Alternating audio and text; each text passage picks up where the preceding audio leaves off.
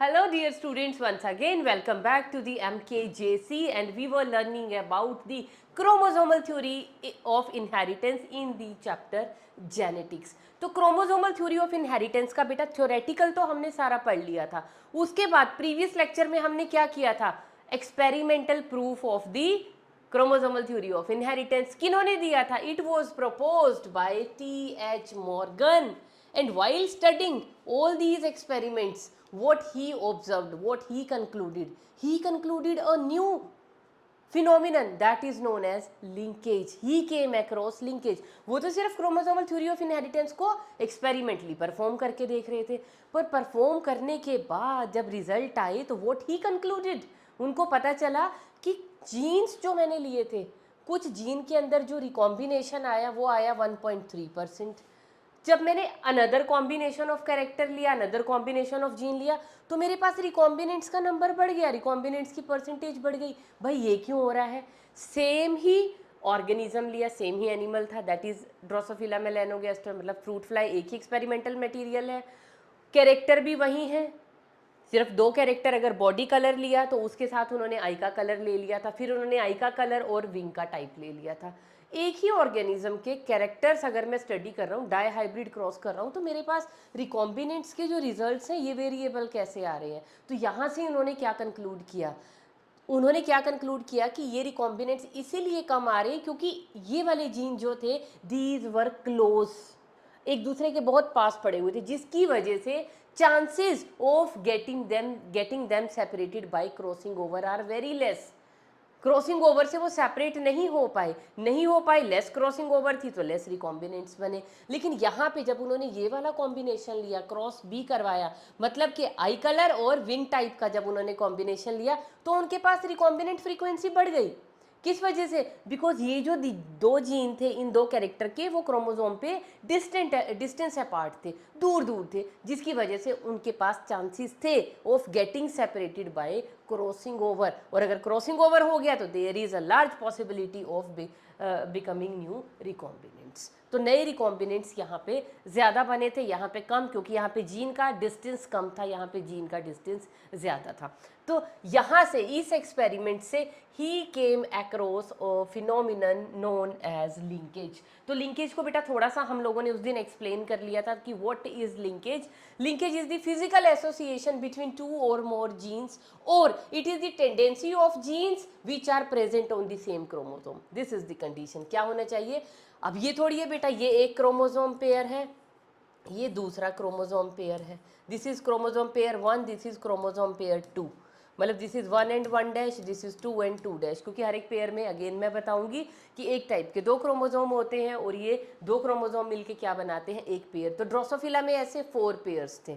तो ऐसा तो नहीं है ना कि इस क्रोमोसोम के ऊपर जो जीन प्रेजेंट है और इसके ऊपर जो जीन प्रेजेंट है, मैं कहूँगी इनमें लिंकेज है। इनमें लिंकेज कैसे होगी भाई? ये क्रोमोसोम का पेयर अलग है, ये अलग सेग्रीगेट होगा, ये अलग सेग्रीगेट होंगे, तो एक ही क्रोमोसोम के ऊपर जो जीन प्रेजेंट है, we are talking about them. तो tendency of genes which are present on the same chromosome to the tendency of the genes to stay together during the heredity transmission.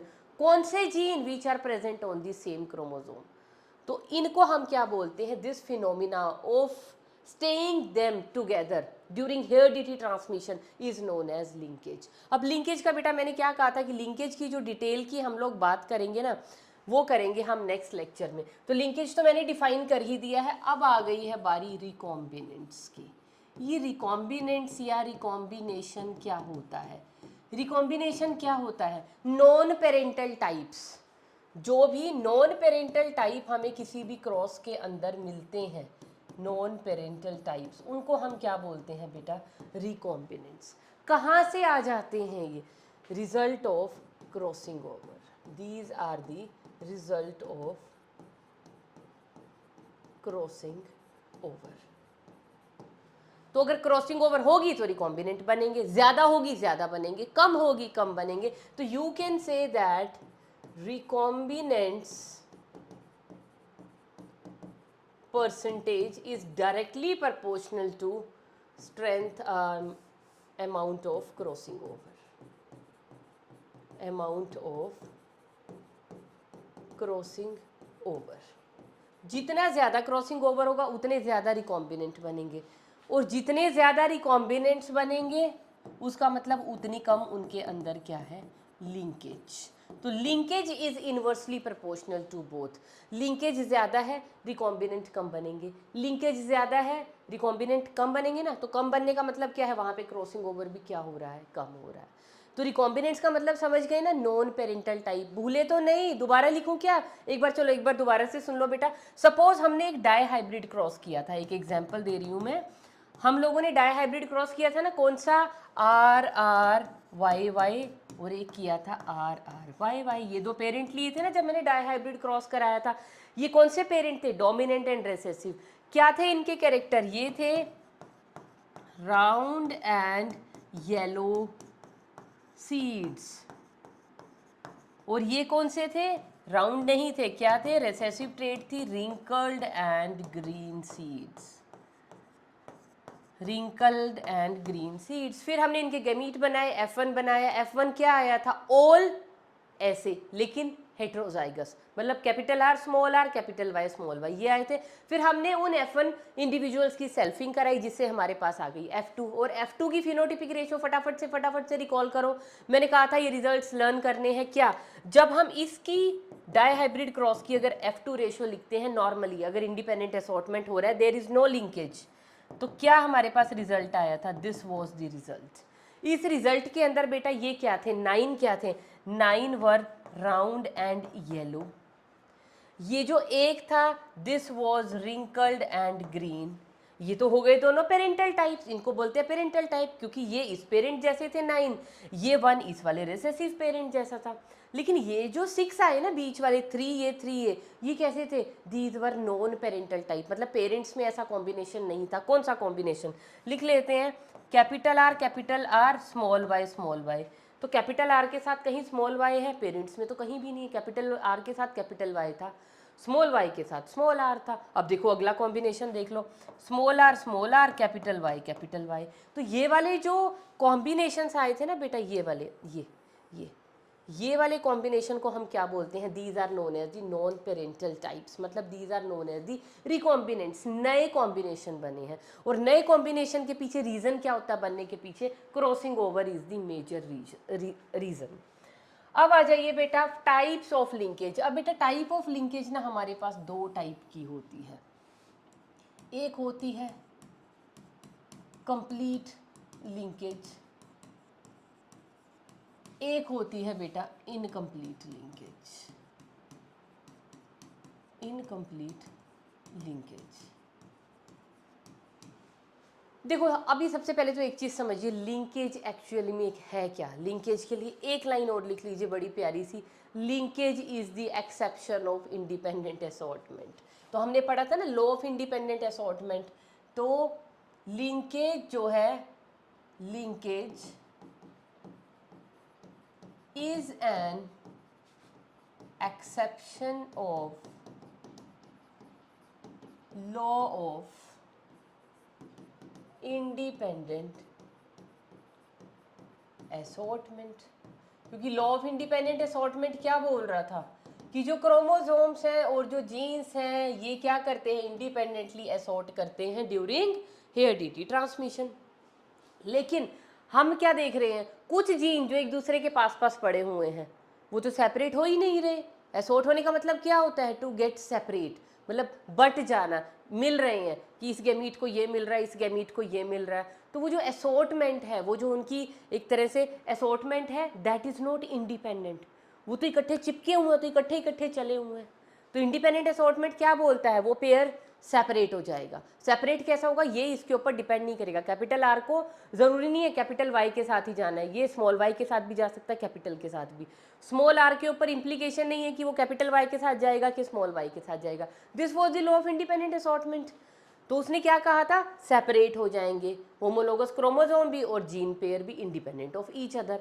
लेकिन linkage में आपने देखा है gene जो पास पास present थे, these were not getting separated, वो तो अलग अलग हो ही नहीं रहे, उनमें टेंडेंसी है to stay together during the heredity transmission, हम तो चिपके रहेंगे, हम नहीं सेपरेट होते। तो ये वाला लॉ वायलेट हो रहा है ना, तो इसीलिए जैसे लॉ ऑफ डोमिनेंस की हमने एक्सेप्शंस पढ़ी थी ना, कौन कौन सी पढ़ी थी, multiple allelism, pleiotropy, codominance, incomplete dominance, ये वाले फिनोमिना क्या बता रहे थे कि भैया हमारे ऊपर लॉ ऑफ डोमिनेंस नहीं चल रहा, that means law of dominance is not a universal law, क्योंकि यूनिवर्सल चीज़ वो होती है जो हर एक कंडीशन में कैसी भी सर्कमस्टेंसेस हो हर जगह अप्लाई हो, that is a universal thing. लेकिन लॉ ऑफ डोमिनेंस वायलेट हो रहा था इन 4 फिनोमिना में, तो हमने लॉ ऑफ डोमिनेंस को क्या बोला, it's not a universal law, but law of segregation holds good in any kind of circumstances. Same with the law of independent assortment, देखो इसकी भी एक्सेप्शन बता दी मैंने आपको, तो that means law of independent assortment जो है ना बेटा, it is not a universal law. तो अगर कभी भी आपसे कोई पूछे क्या लॉ ऑफ इंडिपेंडेंट असॉर्टमेंट एक यूनिवर्सल लॉ है, नहीं। क्यों नहीं है भाई, एक्सेप्शन है इसकी, क्योंकि अगर यूनिवर्सल होता है इसकी कोई एक्सेप्शन नहीं होती, इसकी एक्सेप्शन है, कौन सी है, नाम बताओ, लिंकेज है। क्या होती है लिंकेज, इंडिपेंडेंट असॉर्टमेंट कहता है जीन पेयर सेपरेट हो जाते हैं, लेकिन यहाँ पे जीन पेयर चिपके हुए हैं, साथ साथ चल रहे हैं एक जनरेशन से दूसरी जनरेशन, हम नहीं हो रहे सेपरेट, इसको हम बोलते हैं लिंकेज। तो यहाँ पे ये लो क्या हो रहा है, गलत हो रहा है। Got it. बहुत बहुत बहुत ज़्यादा सिंपल लैंग्वेज में बेटा मैं आपको समझाने की कोशिश कर रही हूँ, कोई ज़्यादा टेक्निकल वर्ड या टेक्निकल लैंग्वेज में नहीं यूज़ कर रही हूँ, इसीलिए। अब है कंप्लीट लिंकेज, एक होती है इनकम्प्लीट लिंकेज, एक होती है एब्सेंस ऑफ लिंकेज। अगर लिंकेज एब्सेंट है ना, चीज़ों को घुमा के दूसरी तरह से बोल देते हैं, अगर लिंकेज नहीं है उसका मतलब क्या है, जीन्स क्या हो रहे हैं, इंडिपेंडेंट असॉर्ट हो रहे हैं। तो जहाँ इंडिपेंडेंट असॉर्टमेंट होगी वहाँ पे लिंकेज क्या होगी, एब्सेंट होगी। लिख लेना प्लीज इस लाइन को, एक नोट डाल के एक बॉक्स बना के लिख लीजिए, अगर इंडिपेंडेंट असॉर्टमेंट हो रही है मींस लिंकेज इज एब्सेंट, और अगर लिंकेज प्रेजेंट होगी तो इंडिपेंडेंट असॉर्टमेंट कभी भी नहीं होगी। ठीक है, लिख लीजिए इसको यहीं पे। तो अब क्योंकि हम लिंकेज पढ़ रहे हैं, दैट मीन्स इंडिपेंडेंट असॉर्टमेंट तो नहीं हो रही, लिंकेज है, तो लिंकेज भी कितनी है, 2 जीन कंप्लीटली लिंक्ड है। कंप्लीटली लिंक्ड होने का मतलब क्या है, दोनों के दोनों जीन के अंदर कोई भी नया रिकॉम्बिनेंट नहीं बनेगा। लिंकेज कंप्लीट होने का मतलब क्या है, 2 जीन इतने पास पास थे, बिल्कुल चिपके हुए थे कि क्रॉसिंग ओवर उनको 1% भी अलग नहीं कर पाई, तो 1% भी रिकॉम्बिनेंट नहीं बने।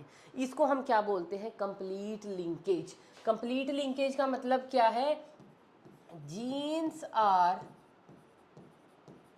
Tightly linked to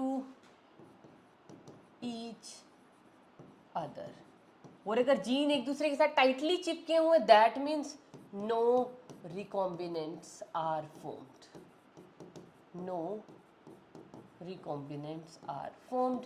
complete linkage का यही एक सबसे बड़ी पहचान है कि जब हम कोई भी क्रॉस कराएंगे ना बेटा, तो वहाँ पे हमें रिकॉम्बिनेंट्स नहीं मिलने वाले, सारी पेरेंटल टाइप मिलेंगी, कोई नया न्यू कॉम्बिनेशन हमें नहीं मिलेगा। तो this is known as complete linkage. इसका एग्जाम्पल भी बताएं आपको, एक एग्जाम्पल है बेटा, मेंडल का ही एक्सपेरिमेंट है। कौन सा एक्सपेरिमेंट है, चलो, मेंडल का एक्सपेरिमेंट है बेटा, एक ड्रोसोफिला के ऊपर ही है, फ्रूट फ्लाई पे। उन्होंने कैरेक्टर लिया red eyes and normal wings, और दूसरा उसके ऑपोजिट लिया purple eyes and vestigial wings. तो यहाँ पे क्रॉस किसका है, red eyes and normal wings, है ना, थोड़ा समझाने के लिए, otherwise it's not in your course, लेकिन आपको ना बात समझ में आ जाएगी मैं क्या कहना चाह रही हूँ। तो इसको किससे डिनोट करेंगे, क्योंकि लिंकेज है। अब देखो लिखने का ढंग भी सीखना पड़ेगा अब आपको। यहाँ पे नॉर्मली रेड आइज के लिए मैं कलर लिखूंगी कैपिटल आर। अब मैं वहाँ नहीं जा रही, वो मॉर्गन वाले वो नहीं जा रही कि उसका जो था W+ था कि M+ था, वो नहीं, हम नॉर्मल अपने डाईहाइब्रिड क्रॉस की टर्म्स में लिख लेते हैं। रेड आई के लिए R और नॉर्मल विंग्स के लिए कैपिटल W लिख लूँ। तो हम कैसे लिखते थे, हम लिखते थे बेटा RRWW। डाईहाइब्रिड क्रॉस में ऐसे लिखते थे ना, जैसे मैंने अभी आपको बताया, ये वाला round and yellow seed RRYY, ये राउंड कलर के लिए हैं, ये येलो कलर के लिए हैं। लेकिन यहाँ पे क्या है, जब हम बात करते हैं ना लिंकेज की, तो हम ऐसे नहीं लिखेंगे। क्यों नहीं लिखेंगे, क्योंकि बेटा ये 2 जीन तो लिंक्ड हैं, और लिंक्ड है तो इनको आपने सेपरेट कैसे कर दिया, हम कैसे लिखेंगे, आई कलर का जो जीन है वो विंग के टाइप की जीन के साथ लिंक्ड है, तो इनको लिखने का तरीका है ऐसे। लेकिन डिप्लॉयड ऑर्गेनिज्म है तो हम इनको 2 बार लिखेंगे। समझ गए मैंने इसको कैसे लिखा, क्योंकि आर और वाई मैं क्या लिख रही हूँ, कंप्लीट है, ये कंप्लीटली लिंक्ड है। तो कंप्लीटली लिंक्ड जीन्स को लिखने का तरीका क्या है, इकट्ठे लिखोगे आप, इनको सेपरेट कर ही नहीं सकते एक दूसरे से, गॉट इट। और दूसरा, इधर हमने दूसरा पेरेंट क्या ले लिया बेटा, रेड आइज की रेसेसिव ट्रेट क्या होती है, पर्पल आइज, पर्पल आइज। और ये नॉर्मल विंग्स हैं, तो दूसरे होते हैं वेस्टिजियल विंग्स। तो क्या हमारे पास क्रॉस आ जाएगा, R W and small R small W, got it. Gametes क्या बनेंगे, जल्दी जल्दी बना लो, गैमीट्स क्या बनेंगे बेटा, अब आर डब्ल्यू को कि सेपरेट ही नहीं हो सकते, इकट्ठे जाएंगे, ये भी सेपरेट नहीं हुए, इकट्ठे जाएंगे, इसी को तो लिंकेज बोलते हैं। आर और डब्ल्यू इकट्ठे हुए ही नहीं, ये देखो अगर नॉर्मल डाइहाइब्रिड क्रॉस होता इंडिपेंडेंट असॉर्टमेंट का, तो हम क्या लेते, इसके क्या हम गैमीट बनाते हैं, एक आर आता है और एक इधर से क्या आ जाता है, वाई। और ये तो ऑलरेडी हमारे पास क्या चले हुए, चिपके हुए चल रहे हैं, साथ साथ चल रहे हैं, इसके क्या बन जाएगा बेटा, आर डब्ल्यू, ये भी क्या बन जाएगा, आर डब्ल्यू। तो F1 प्रोजेनी हमारे पास क्या आ जाएगी, F1 क्या आ जाएगी बेटा, R W and small R small W. तो सारे के सारे कैसे होंगे, अगर इनका मैं फिनोटाइप लिखूं, क्या ये वाले डोमिनेंट हैं, ये रेसेसिव है, तो डोमिनेंट वाला सिर्फ एक्सप्रेस करेगा, तो कैसे आएंगे F1 individual, all red eyed and normal winged. अब क्या करना है, यहाँ पे हमें टेस्ट क्रॉस कर देना है, test cross ma'am dihybrid cross में, यस। मैंने इसीलिए आपको स्पेशली सिर्फ जब मोनो पढ़ाया था तो मोनो का करवा दिया था, मुझे पता था डाई आएगा तो डाई को हम यहीं पढ़ लेंगे, सेपरेटली टाइम वेस्ट करने की ज़रूरत नहीं है। तो क्या होता है टेस्ट क्रॉस, जब हम एक अननोन जीनोटाइप को या हम एक F1 इंडिविजुअल को क्रॉस कराते हैं विद द रेसेसिव पेरेंट। कैसे कराते हैं, देखो हम ना एक सेपरेट पेज पे कर लेते हैं, मेरे पास पेरेंट्स क्या आए, are W and R W, ये तो मेरे पास आई है F1। तो इसी के दो इंडिविजुअल में अब मैं क्या करवा दूंगी, ब्रीडिंग, क्योंकि भाई एनिमल्स हैं, सेल्फिंग तो हो नहीं सकती, एक ही बॉडी में दोनों सेक्स प्रेजेंट नहीं है। तो अब यहाँ पे सॉरी सेल्फिंग क्रॉसिंग करानी है ना, तो F1 इंडिविजुअल तो मेरे पास ये आया, और मैंने F1 इंडिविजुअल्स का क्या करवाना है, मुझे करवाना है टेस्ट क्रॉस। टेस्ट क्रॉस क्या होता है, F1 प्रोजेनी को जब आप रेसेसिव पेरेंट के साथ क्रॉस करवाते हो, ठीक है। F1 क्या ही है मेरे पास, capital R capital W small R small W, इसका मैं क्रॉस करा रही हूँ किसके साथ, इसका क्रॉस करा रहे हैं हम रेसेसिव पेरेंट, कौन है recessive parent, small R small W small R small W. चलो भाई बनाओ फटाफट से इसके गैमीट, क्या गैमीट बनेंगे, capital R capital W small R small W, और इधर क्या बनने वाले हैं, small R small W small R small W. अगर अब हम इनको पनेट स्क्वायर पे डाल लें, ये लो ये गैमीट तो इधर आ गए, ये वाले उठा के मैंने इधर रख लिए, चलो बनाते हैं इनका फटाफट से पनेट स्क्वायर।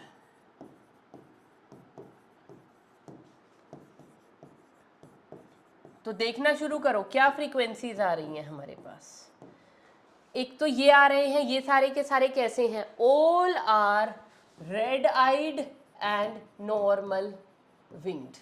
कितने आ रहे हैं, टोटल 4 थे, 4 में से 50%, मतलब 2 आ रहे हैं।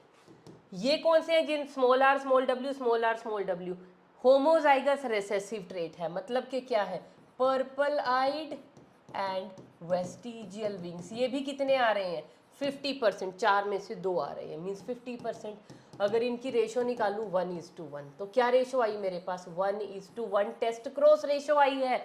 अगर कोई रिकॉम्बिनेंट या कुछ भी होता मेरे पास यहाँ टेस्ट क्रॉसिंग में आ जाता, क्या मेरे पास कोई नई टाइप आई है, कोई पेरेंट, सारे के सारे क्या आए हैं मेरे पास, नॉर्मल पेरेंटल, रेड और नॉर्मल, पर्पल एंड वेस्टिजियल। कोई और कॉम्बिनेशन बना कि कहीं पे ऐसा बनता रेड के साथ वेस्टिजियल विंग आते या पर्पल के साथ नॉर्मल विंग आते, नहीं आए। इसका मतलब क्या है, जीरो रिकॉम्बिनेंट्स। जीरो रिकॉम्बिनेंट्स का मतलब क्या है, ये जो विंग जो बॉडी कलर और विंग कलर का जो जीन था ना, दीज वर कंप्लीटली लिंक्ड। तो यहाँ पे मैं डायरेक्टली लिख दूँ, टेस्ट क्रॉस रेशो क्या आ रही है, टेस्ट क्रॉस रेशो आ रही है बेटा 1:1। तो रिकॉम्बिनेंट्स कितने बने, रिकॉम्बिनेंट्स यहाँ पे कितने बने, 0%। तो क्रॉस के लिए आप अगले पेज पे रेफर कर सकते हो। तो ये तो हो गया बेटा कंप्लीट लिंकेज। अब आ जाओ इनकम्प्लीट लिंकेज पे। बेटा कुछ पेयर ऑफ जीन ऐसे हैं कि जो बिल्कुल ऐसे नहीं चिपके हुए कि 0% उनमें रिकॉम्बिनेशन फ्रीक्वेंसी है, या वो बिल्कुल चिपके हुए हैं कि हमें सेपरेट होना ही नहीं है। अब कुछ जीन्स जो थोड़े से दूर हैं, देखो हमने जैसे मॉर्गन वाला एक्सपेरिमेंट देखा था, ये वाले जीन को देखा था आपने, ये वाले, इनमें रिकॉम्बिनेंट्स बने, बहुत थोड़े बने 1.3%, पर बने तो ना, ऐसा तो नहीं थे कि 0% बने ना, मतलब इन दोनों के बीच में कुछ तो थोड़ा बहुत गैप था, या कुछ तो इनके अंदर टेंडेंसी थी सेपरेट होने की फ्रॉम क्रॉसिंग ओवर। तो इनमें थोड़ी बहुत तो क्रॉसिंग ओवर हुई है ना, जिससे ये थोड़े बहुत रिकॉम्बिनेंट्स बने हैं। तो थोड़ा बहुत इनके अंदर क्या था, डिस्टेंस था। तो ऐसे जीन्स को जिनमें कंप्लीट लिंकेज नहीं होती, कि थोड़ी बहुत हमें क्रॉसिंग ओवर दिख रही है, कैसे दिख रही है, क्योंकि हमारे पास 1.3% क्या आए हैं, रिकॉम्बिनेंट्स आए हैं। तो ऐसे जीन जो टाइटली लिंक्ड नहीं है, इनको हम क्या बोलते हैं, लूजली लिंक्ड जीन्स। तो यहाँ पे क्या होंगे, genes are loosely linked to each other, loosely linked to each other. और अगर लूजली लिंक्ड है तो there are chances of recombination, there are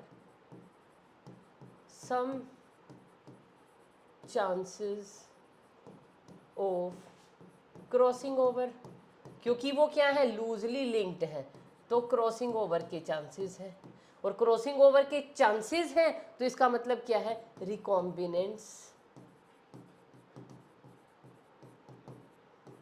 can be formed, recombinants बनेंगे, यहाँ पे बनेंगे ही बनेंगे।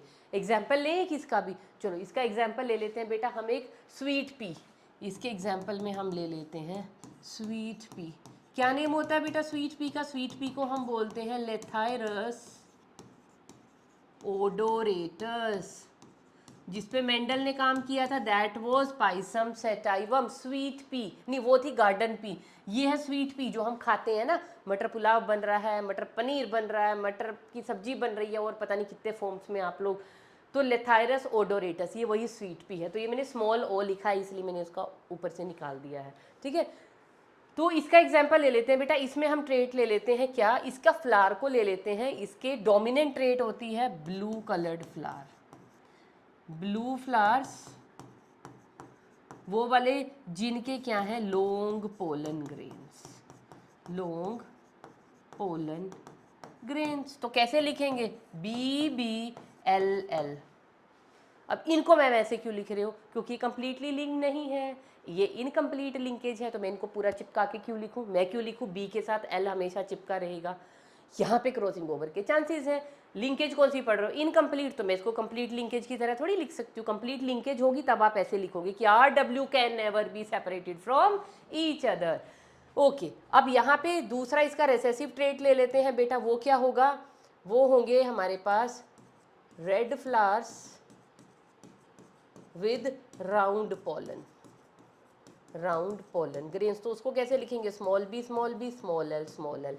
तो F1 प्रोजेनी हमारे पास क्या आएगी बताओ, F1 हमारे पास आ जाएगी BBLL, है ना, गैमीट वेमीट वो मैं नहीं बना रही, अब आपका काम है। तो सारे के सारे कैसे आएंगे, all blue with long pollen grains.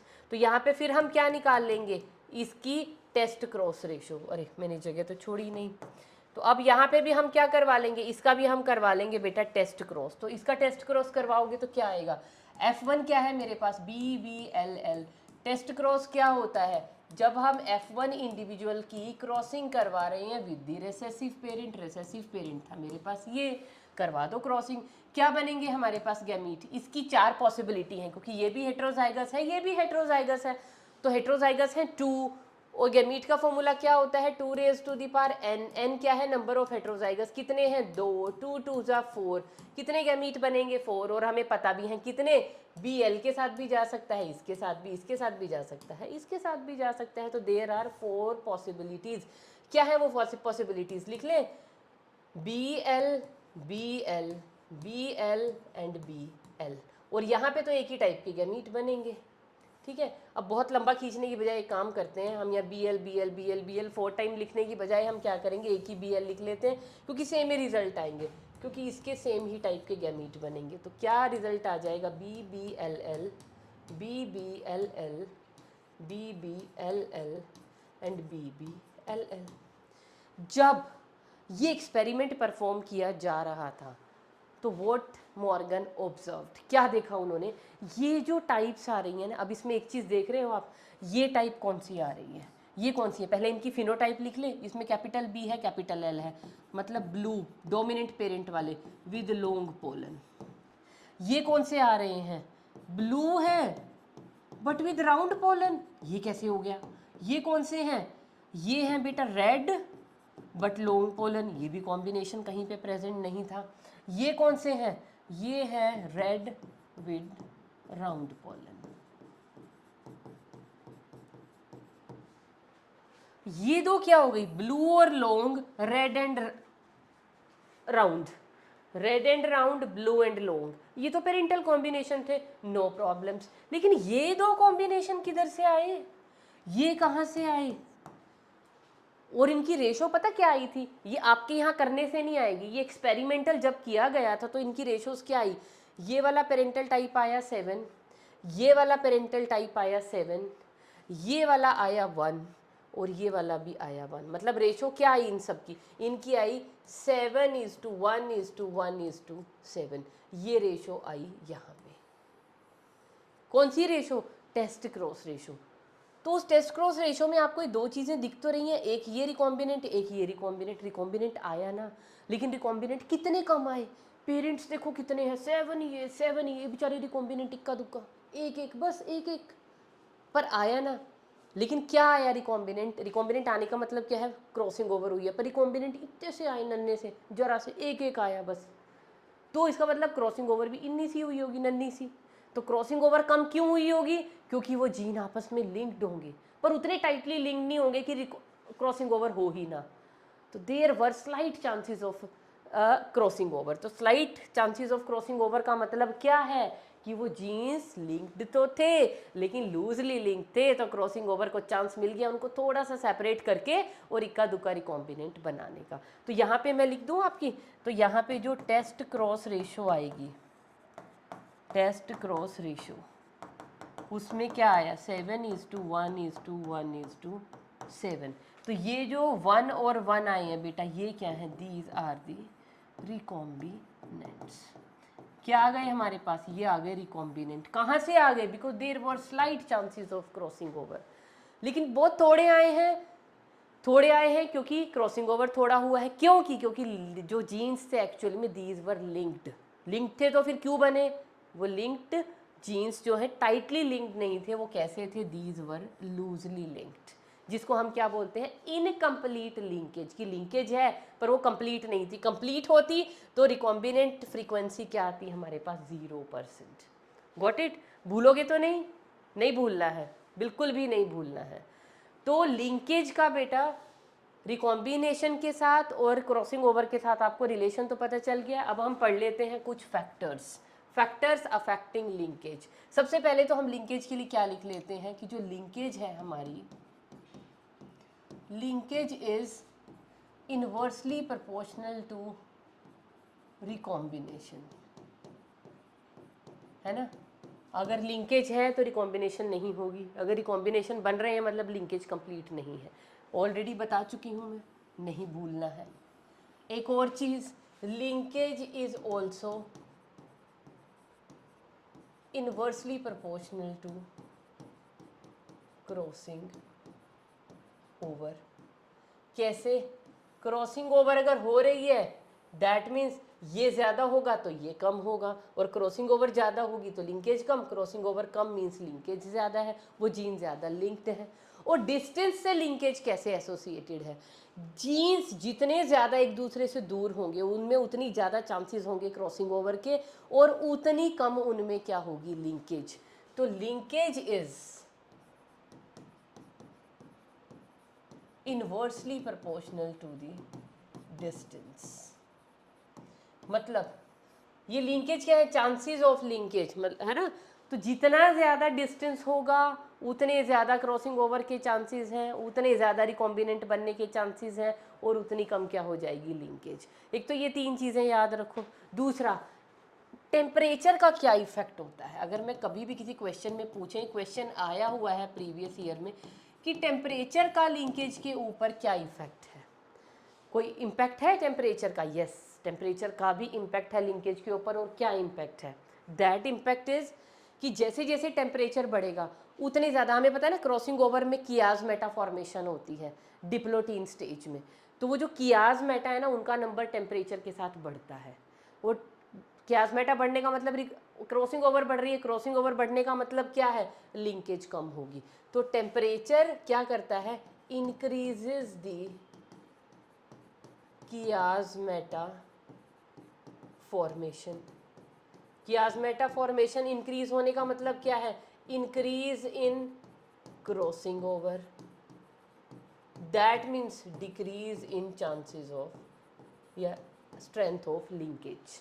तो strength of linkage is inversely proportional to temperature.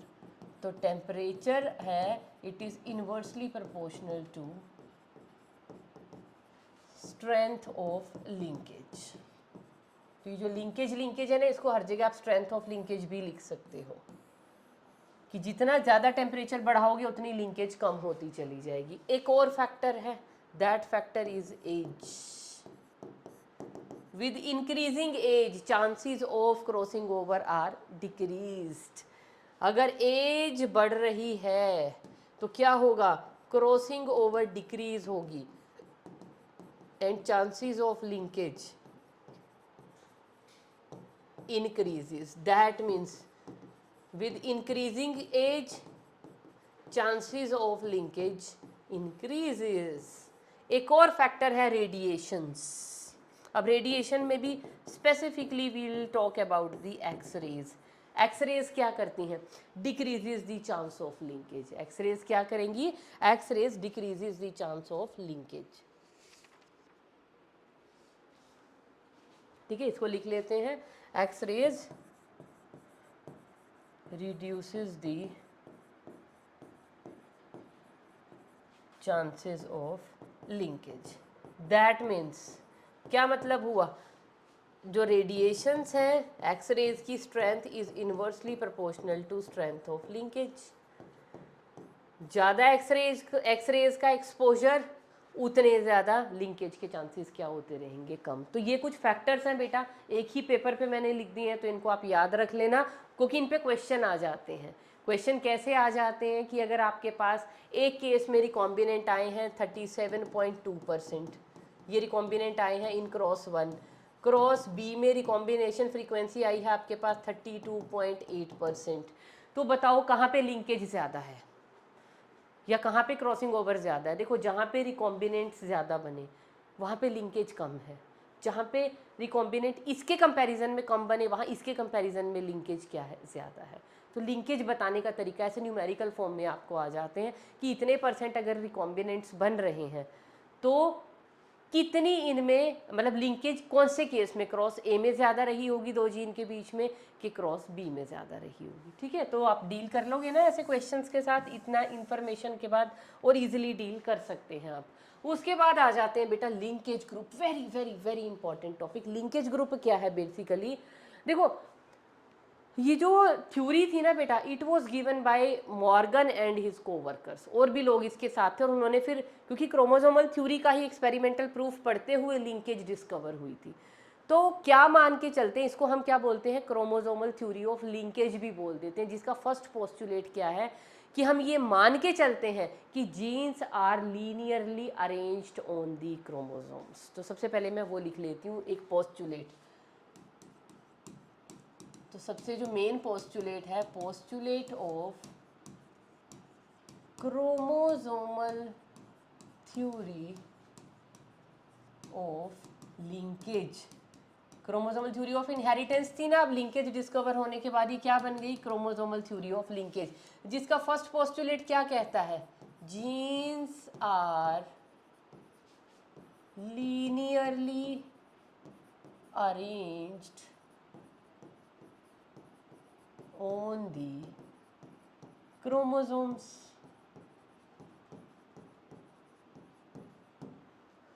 Second, genes which are nearer to each other stay together in the heredity transmission. Genes which are closely situated remains together during, here dt, transmission. और next क्या है, genes which are present at a distance there is chances of getting them separated. लिख लीजिए, distant genes can be separated through crossing over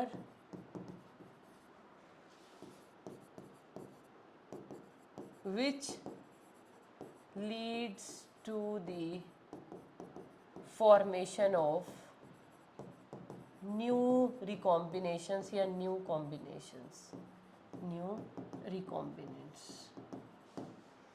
और एक और था, इन recombinants की जो फ्रीक्वेंसी है that can be used for gene mapping. Frequency of recombinants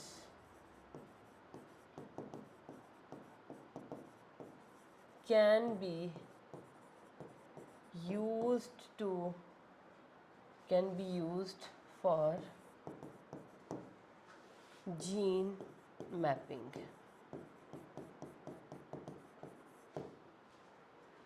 ठीक है. अच्छा, अब ये पोस्टुलेट को तो अभी रखते हैं साइड में. इस पोस्टुलेट का सिर्फ एक हमारे लिए ज़रूरी था, पर अब क्योंकि मैंने लिखा था तो मैंने और भी लिख दिए. तो पोस्टुलेट क्या कहता है, genes are linearly arranged on the chromosomes. अब सपोज कीजिए ये है एक क्रोमोसोम, इसके ऊपर यहाँ पे ये जीन्स प्रेजेंट है, ए बी सी डी. मैंने इसका होमोलोगस अभी नहीं बनाया है, ई एंड एफ. तो ये जो जीन्स लीनियरली अरेंज्ड होते हैं on one chromosome, all these genes forms the linkage group. तो लिंकेज ग्रुप क्या होता है, genes present on one chromosome constitutes a linkage group. मतलब एक क्रोमोसोम के ऊपर जितने जीन प्रेजेंट हैं उन सबको टोटल कर लो, वो क्या बनाएंगे, एक लिंकेज ग्रुप. मतलब A B C D E F, इसको हम क्या बोलेंगे, it is one linkage group. मतलब एक क्रोमोसोम के ऊपर जितने जीन प्रेजेंट हैं वो क्या है, वो एक लिंकेज ग्रुप है. दो क्रोमोसोम के ऊपर जितने होंगे वो दो लिंकेज ग्रुप है. अब यहाँ पे क्वेश्चन हो रहा है राइज होता, अब अगर मैं इसका होमोलोगस क्रोमोसोम बना दूं, क्योंकि ऑर्गेनिज्म क्या होते हैं बेटा, diploid. We are diploid. Suppose this is our chromosome number 1, तो ये इसकी कॉपी है, 1 है ये, तो ये क्या होगा 1' या 1 लिख लो इसको. तो जो जीन यहाँ पे प्रेजेंट है उसी जीन लोकस पे वहाँ पे उसकी एलील प्रेजेंट होगी. यहाँ पे यही वाले सेम तो प्रेजेंट होंगे, बस ये डिपेंड करता है इसकी डोमिनेंट एलील होगी या रिसेसिव एलील होगी. तो जो जीन यहाँ प्रेजेंट है वही उस होमोलोगस क्रोमोसोम के ऊपर प्रेजेंट होंगे ना. तो क्या आप लिंकेज ग्रुप में इनको भी काउंट करोगे, नहीं करेंगे. क्यों, क्योंकि जो जीन ये है बेटा वही तो उसके होमोलोगस क्रोमोसोम पे डिट्टो प्रेजेंट होते हैं. तो एक पेयर में से हम एक क्रोमोसोम के ऊपर अगर देख लेना कितने जीन है, वही जीन तो दूसरे के ऊपर प्रेजेंट होंगे.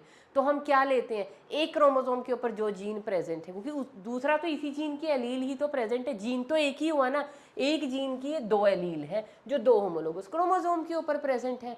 तो एक क्रोमोसोम पे जितने जीन प्रेजेंट हैं बस उसी को हम क्या बोलते हैं, लिंकेज ग्रुप. ये नहीं कहोगे होमोलोगस क्रोमोसोम में अगर मैं एक पेयर में पूछूं कितने लिंकेज ग्रुप है, एक पेयर के अंदर एक ही लिंकेज ग्रुप है, क्योंकि जो जीन यहाँ है वही जीन वहाँ है.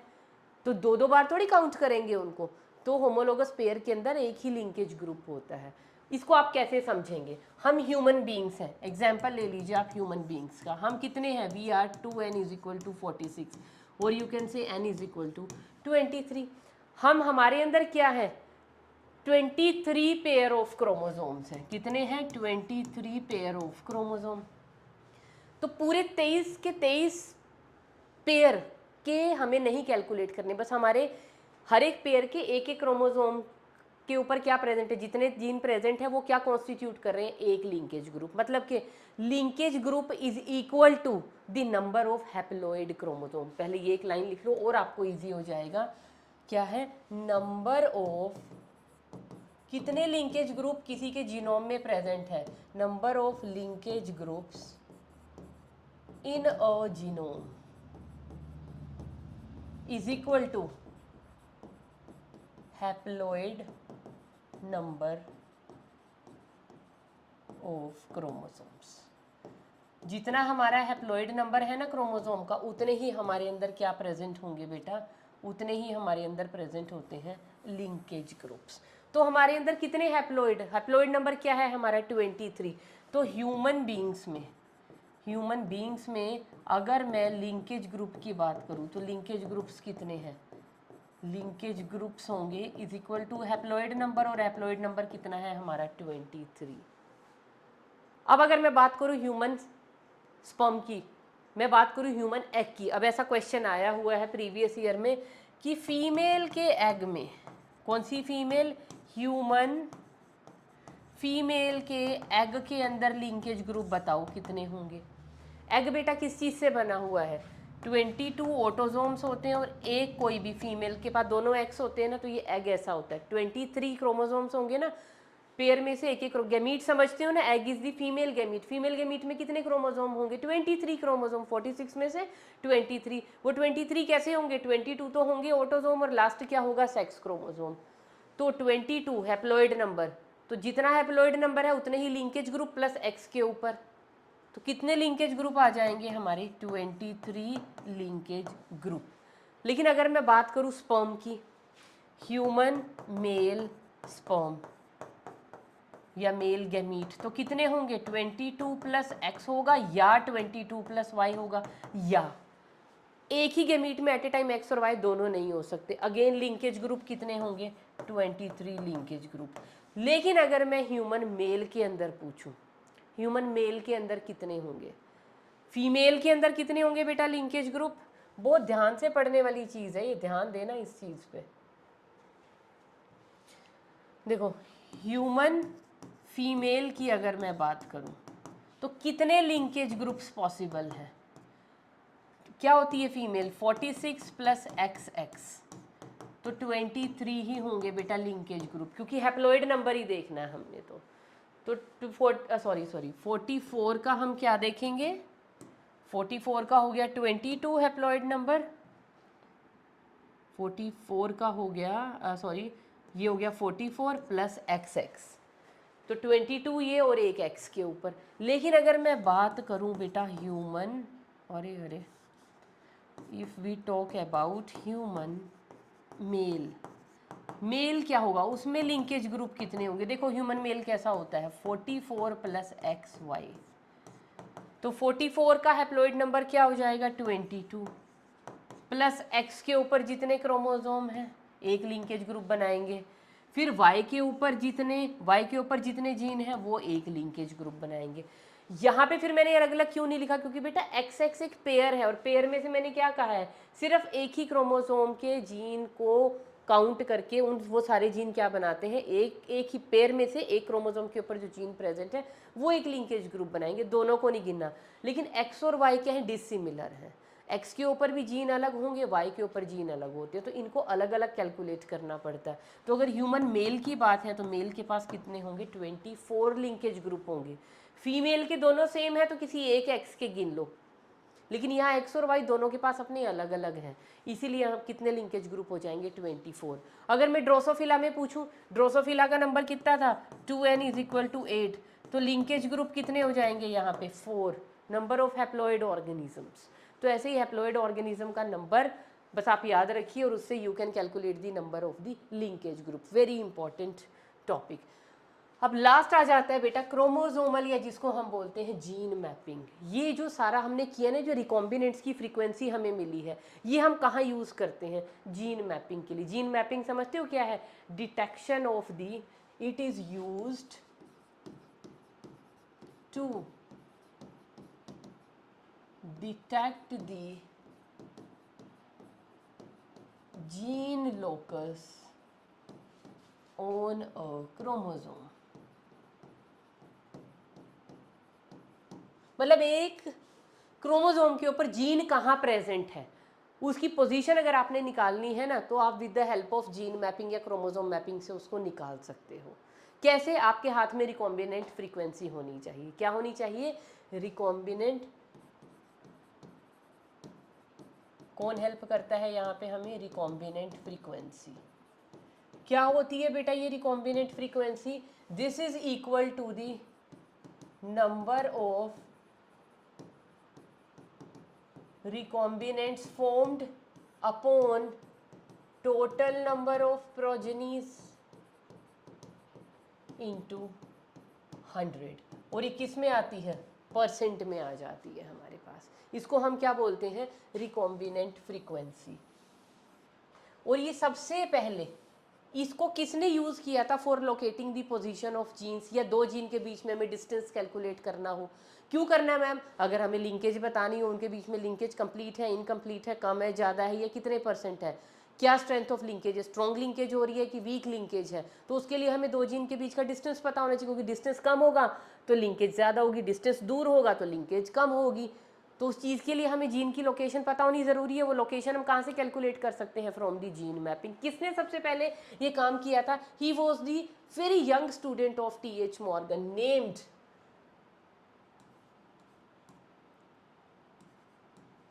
Stuart went, Anthony Stuart went, ये इनका नेम था। तो स्टुअर्ट वेंट याद रखो बस आप। तो इन्होंने सबसे पहले यूज़ किया था रिकॉम्बिनेशन फ्रीक्वेंसी को फॉर कैलकुलेटिंग दी लोकेशन या जीन लोकस। तो कैसे कैलकुलेट किया बेटा? इन्होंने क्या किया? 1% रिकॉम्बिनेशन फ्रीक्वेंसी को यूज़ किया एज 1 यूनिट। अगर रिकॉम्बिनेशन फ्रीक्वेंसी है बेटा 1%, it is equal to 1 map unit.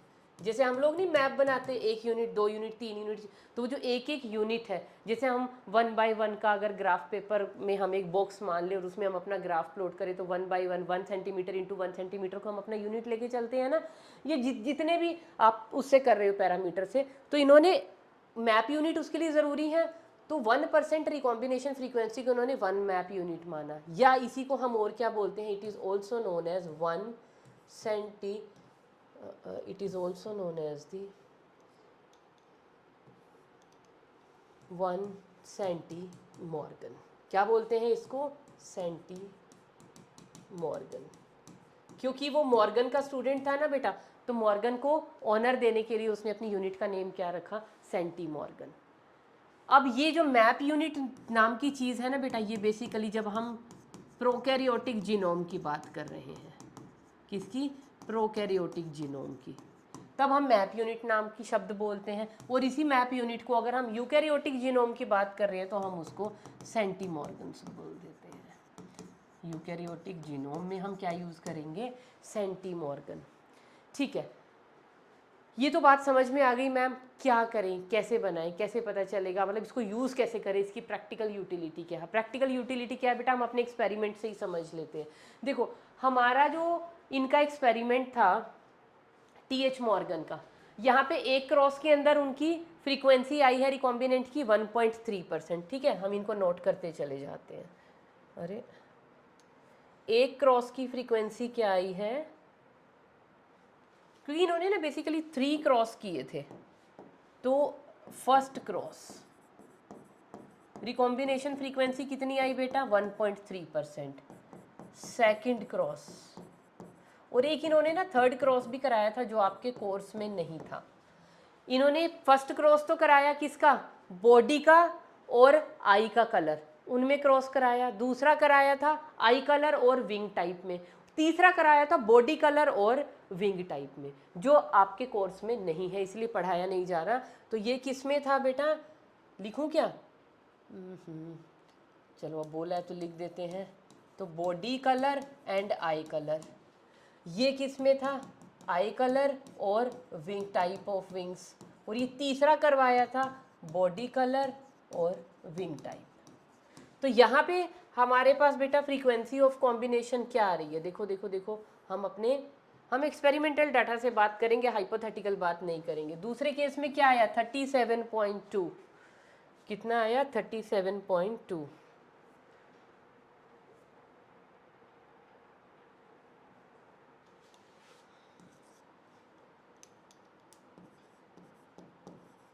और जो थर्ड क्रॉस है बेटा उसमें आया 38.5, क्योंकि हमने किया नहीं, लेकिन इनका एक्सपेरिमेंटल रेशो हमें पता है, तो दिस इज 38.5। अब ये 3 क्रॉस थे और 3 जीन थे। कौन कौन से जीन थे? एक तो था आई कलर बॉडी का, बॉडी को हमने किससे दिखाया था, क्या क्या हमने सिंबल्स यूज़ किए थे बेटा? बॉडी कलर में हमने किया था ये आ गए ना सिंबल हमारे पास, YW, येलो एंड वाइट, यहाँ पे W एंड M। चलो हम यही वाले सिंबल लिख लेते हैं, YMMW। तो यहाँ पे हमने यूज़ किए थे YM, सॉरी, यहाँ पे हमने सिंबल यूज़ किए थे बेटा Y एंड W, यहाँ पे हमने यूज़ किए W एंड M, और यहाँ पे हमने यूज़ किए थे M एंड Y। ये हमने ये वाले जीन यूज़ किए थे, इन पे फिर हमने प्लस माइनस भी लगा लिए थे, है ना। ये वाली सिचुएशन ली थी, इसमें भी ये वाली ली थी और ये वाली ली थी। मेरा रेसेसिव डोमिनेंट लिख रही हूँ मैं और कुछ भी नहीं कर रही हूँ, परेशान मत हो जाना। ये सारों की ये सिचुएशंस ली थी ना हमने, ये वाली ली थी, ये ली थी और ये ली थी। तो ये मेरे पास ना रिकॉम्बिनेशन फ्रीक्वेंसी आ गई। अब बताओ मैडम, ये वाले जीन YW और M कैसे लोकेटेड थे? क्या हम निकाल सकते हैं इनकी location? Yes, we can calculate. अब यहाँ पे रिकॉम्बिनेशन फ्रीक्वेंसी, मैंने क्या कहा, रिकॉम्बिनेशन फ्रीक्वेंसी हमें क्या बताती है? 1% रिकॉम्बिनेशन फ्रीक्वेंसी का मतलब 1 मैप यूनिट। तो यहाँ पे रिकॉम्बिनेशन फ्रीक्वेंसी कितनी है? 1.3%, मतलब ये किसके इक्वल हो गई? 1.3 मैप यूनिट। ठीक है, ड्रोसोफिला वैसे एक यूकैरियोट है तो इसको सेंटीमॉर्गन कर लेना, है ना, मैं भी करेक्टली लिखूंगी। तो इट इज़ 1.3 सेंटीमॉर्गन। ये कितना हो गया? 37.2 सेंटीमॉर्गन। ये कितना हो गया? 38.5 सेंटीमॉर्गन। ये डायरेक्टली आपके पास क्या आ गई? Recombination frequency. अब इसको प्लॉट करें, चलो कर लेते हैं। अब बेटा ये दो जीन है, कौन से जीन है? एक तो है मिनिएचर विंग या नॉर्मल विंग, और दूसरा क्या है? बॉडी कलर, ब्राउन है या इनका वाइट है। तो इसमें से क्या करना है? इसमें से इन्होंने क्या लिया था? ये दो जीन ले लिए। तो एक जीन तो है बॉडी कलर का, ठीक है, Y है या Y+ है, और दूसरा है विंग्स का, M है या M+ है। इन दोनों के बीच का क्या आ गया? ये क्या है? ये रिकॉम्बिनेशन फ्रीक्वेंसी है। जो सेंटीमॉर्गन है ये क्या है? मैप यूनिट की। इतने मैप यूनिट ये वाला Y जीन M जीन से दूर है, तो ये डिस्टेंस कितना हो गया? This is equal to 38.5 centimorgans. अगर हम ये ग्राफ पे बना रहे हैं तो 38.5 यूनिट्स आप ड्रॉ कर लेंगे, 38 बॉक्सेस ले लेंगे और एक आप आधा ले लेंगे। उसके बाद ये देखो बेटा, ये वाला कहाँ पे है? 37.2 सेंटीमॉर्गन। तो यहाँ से ले लीजिए, M से W वाला कितनी दूर है? अप्रॉक्सीमेटली यहाँ पे होगा, क्योंकि ये सारा का सारा 38.5 है अगर,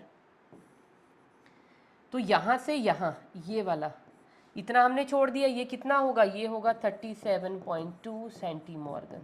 ऑब्वियस सी बात है ना, ये कम है तो थोड़ा सा M, और ये वाला कौन सा है? W हो और W+, कोई भी एलील हो सकती है यहाँ पे। तो ये कितना बचा? ये हमारे पास बच गया 1.3 सेंटीमॉर्गन। तो जीन्स कैसे प्रेजेंट है मेरे पास? बॉडी कलर का, और ये किसका था? ये था हमारे पास, ये बॉडी कलर का था, ये हमारे पास Y था, एक M था, है ना, हाँ M था विंग्स का, ये था I का। तो बॉडी कलर का और I के जीन्स वर क्लोज, बहुत पास थे, इसलिए इनमें amount of linkage was great, जिसकी वजह से रिकॉम्बिनेशन फ्रीक्वेंसी सिर्फ 1.3 आई। लेकिन ये और ये जीन बहुत दूर दूर थे, जिसकी वजह से रिकॉम्बिनेंट सबसे ज़्यादा आए।